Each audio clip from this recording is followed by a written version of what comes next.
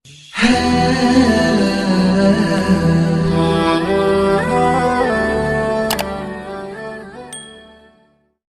مونږ په دې خلکو کې هم راغلي دي. هندوانو به څه کول؟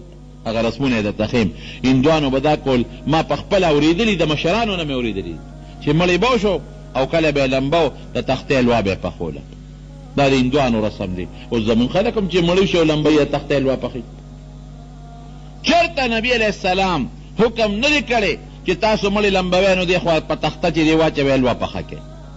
چېرته صحابه کرامو دا حکم نه دی کړی چې یاره تاسو مړی یو ځای کې لمبیږي حلوا پخه کړئ. او نه صحابو دا کار کړی، نه تابعینو دا کار کړی دی، نه تبع تابعینو کړی، نه سلف و صالحینو چا هم دا کار نه دی کړی.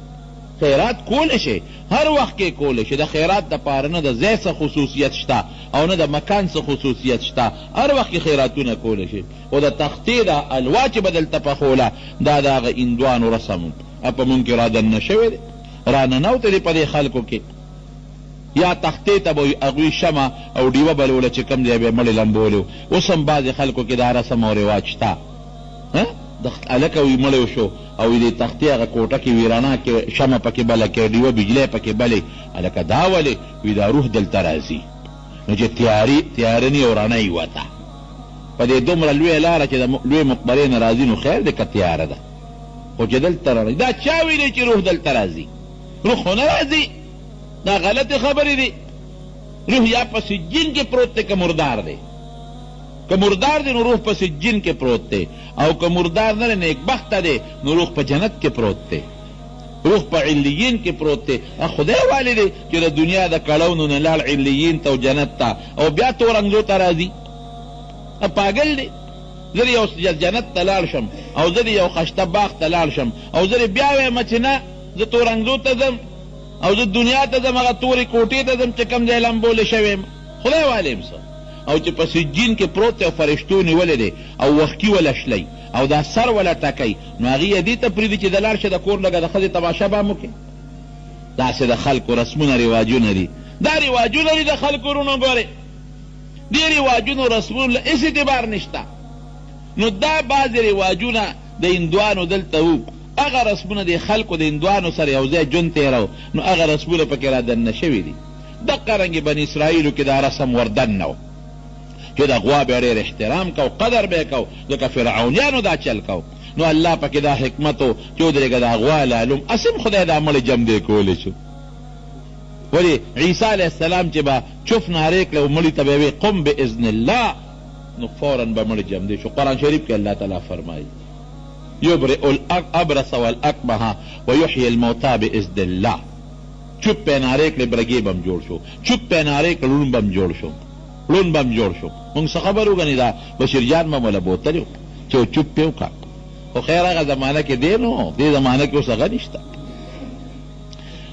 نو چې چپ به یې وکړه لون به جوړ شو، برګې به جوړ شو، مړي ته به یې قم باذن الله، د الله په توفیق. نو په بسې نو دا خو الله کولی شوه، خو د غوا علالولو کې حکمت تا دی. یو څو حکمتونه مفسرین نور هم نقل کړي دي. یو پکې دا دی چې پرېږده چې د غوا لاله شي چې دا تعظیم د خلکو د غوا دړه نه وځي. ښه جناب، نو وی تاسو غوا لاله کې؟ هغې وی ښه اتت مونږ په ټوقې کې د غوا او د مړي څه نسبت او د جمدي کېدو او د قاتل د پیدا کېدو. او غوا خو ډېر معزز شی دی، دا څه کې؟ حضرت موسی علیه السلام ورته غصه شو، ظالمانو زه درته وایم ان الله یأمرکم، دا د خدای حکم دی او تاسو وایئ ټوکې را پورې کې. قال اعوذ بالله ان اكون من الجاهلین. زه د جاهلانو دا ټوکې جاهلان کوي، ټوکې ټقالې مسخرې او ملنډې جاهلان کوي، او زما د جاهلانو د صحبت او مجلس نام امان دی. خدای مې د هغې د مجلس نام ساتي. نو تاسو لا ما ته وایئ ته لو ټوکې او مسخرې کې. زه د خدای نه سوال کوم چې خدای جاهلانو نه مې ساتئ.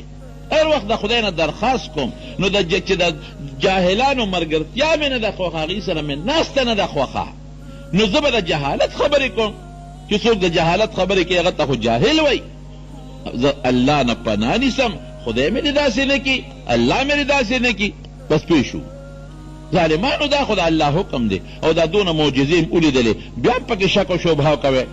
وی ښه یو چل دی جی ټیک شو غوا به حلاله کوم خو مونږ ته غوا وښایه قالوا ادع لنا ربك يبين لنا ما هي الله نه سوال وکړه لکه د الله حکم ته وی چې الله وایي چې غوا حلاله کې دا به څنګه غوایي دا سوال وکړه د الله نه حضرت موسی علیه السلام ډېره ښه ده قال انه یقول الله تعالی فرمایي موسی علیه السلام ورته وایي انها بقرة لا فارض ولا بکر عوان بین ذلك فافعلوا ما تؤمرون وی دا غوا داسې ده چې نه بوډۍ ده او نه ځوانه ده نه بچی ده او نه بوډۍ ده درمیانه غوا ده بس یو درمیانه غوا راونیسئ حلاله کې الله حکم کوي حلاله کې چې اوس پته ولګي سړی راجمدی کېږي او که نه راجمدی کېږي نو دوی خوړه کې دوه غلاګانې وې